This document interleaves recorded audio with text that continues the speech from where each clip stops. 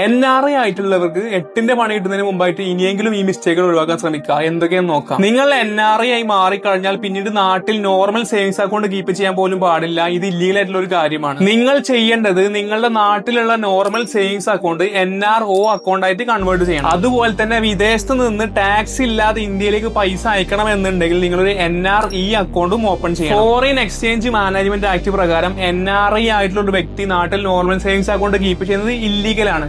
ഇപ്പോഴും നിങ്ങൾ അങ്ങനെ നോർമൽ സേവിങ്സ് അക്കൗണ്ട് കീപ്പ് ചെയ്യുന്നുണ്ടെങ്കിൽ എത്രയും പെട്ടെന്ന് ഒരു NRO അക്കൗണ്ട് ആയിട്ട് കൺവേർട്ട് ചെയ്യാൻ ശ്രമിക്കുക. അല്ലാത്ത പക്ഷം നിങ്ങളുടെ നോർമൽ സേവിങ്സ് അക്കൗണ്ട് ഫ്രീസ് ആയി പോകുന്ന ഇഷ്യൂവും അതുപോലെ തന്നെ അക്കൗണ്ടിൽ നിന്ന് വലിയൊരു എമൗണ്ട് പെനാൾട്ടി ആയി പോകുന്ന ഇഷ്യൂ വന്നു തുടങ്ങിയിട്ടുണ്ട്. അതുപോലെ തന്നെ NRI ആയിട്ടുള്ള ആളുകൾ ശ്രദ്ധിക്കേണ്ട വേറൊരു കാര്യം, നിങ്ങൾ മ്യൂച്വൽ ഫണ്ടുകളിലേക്ക് ഇൻവെസ്റ്റ്മെന്റ് ചെയ്യുന്നുണ്ടെങ്കിൽ ഒരിക്കലും നിങ്ങൾ റെസിഡന്റ് ഇൻഡിവിജ്വൽ എന്നുള്ള സ്റ്റാറ്റസിൽ ഇൻവെസ്റ്റ്മെന്റ് ചെയ്യാൻ പാടില്ല.